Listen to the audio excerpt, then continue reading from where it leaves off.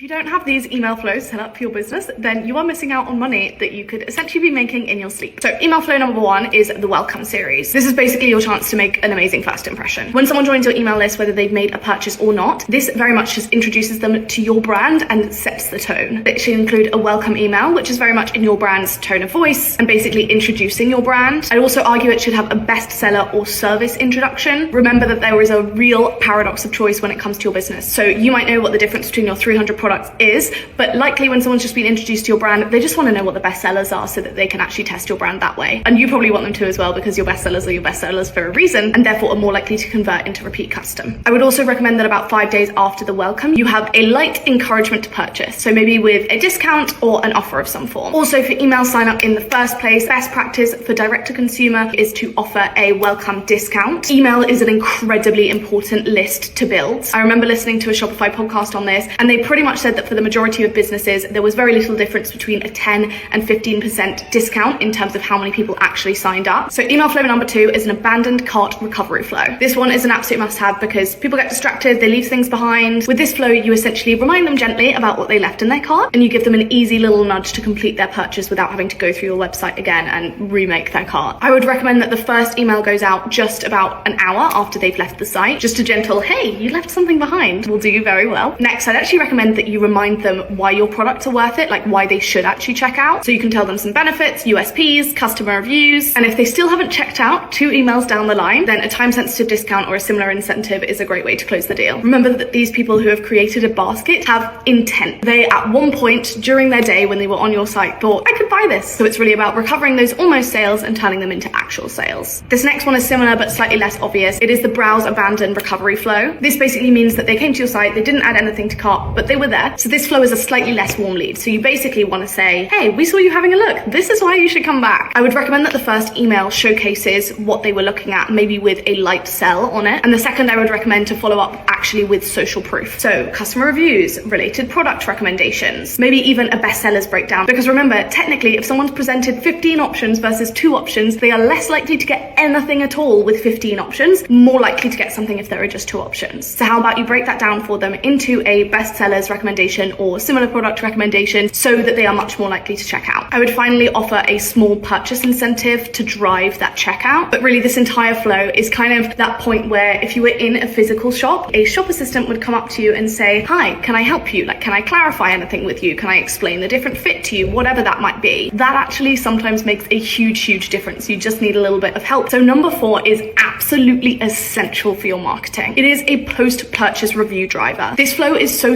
valuable because if you've watched my storytelling and actual marketing videos, you'll know how important social proof is for actually engaging other customers. Remember that you might have 100 of the happiest customers, and if no one knows they are the happiest customers, then the word is not going to spread. So it starts with a thank you email immediately after purchase. This is simple, but it is very effective and polite. Then a few days after they've had a chance to use the product, or I would say even longer if the product takes longer to use. To give an example of that, we might ask for a few days after someone has bought this blazer, for example, but we might ask 30 days after, for example, if someone has used super greens and taken that 30 days to see how long their hair's grown or how good they feel. But basically what your follow-up is going to do is it's going to ask for feedback, which you can then link to each product on your site, and there are so many good Shopify widgets that you can use to basically embed reviews on your site. What I would also recommend that you as a business do is that your social media team, your social media person, or you if you're on your social media, save these reviews down into specific folders about specific products, because then when you are doing marketing for those,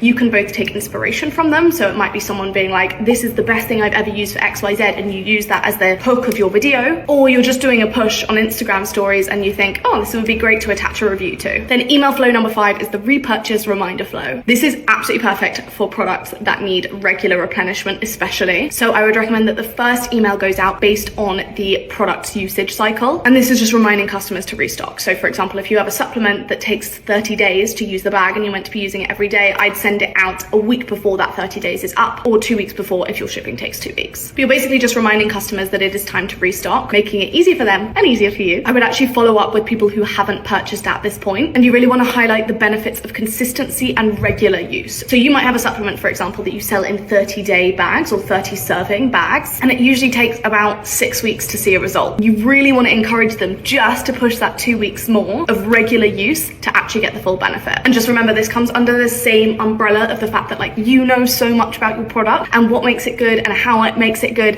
This person might have just clinched that sale based on one of your amazing marketing videos. They were really excited about it at the time, but they've seen minimal results because they've only been using it for 2 weeks or 30 days or whatever it might be. Do not expect to need to educate someone once and then them just remember it for the rest of their lives. People live very busy lives, so if you can help remind them what clinched that sale in the first place, that's a great way to get them to come back in. Then this last little extra one, it might work for your business, it might not, but it's essentially a loyalty flow. This could reward your repeat customers and essentially let them know that they are valued. The use of this will obviously depend on your type of product, how many times people usually shop it a year, and you really don't want to cannibalize sales by essentially offering discounts to people who would be shopping already. The difference is that you want to keep people being loyal customers and knowing that they are genuinely valued by your company. So there are lots of different types of loyalty schemes you can put in place, ones that involve points, ones that involve like a kind of coffee shop type thing where it's like on your 10th coffee you get a free one. But I'd really evaluate how you want this to work for your business, because you don't want to cannibalize sales that would be coming in anyway, and there's a small line between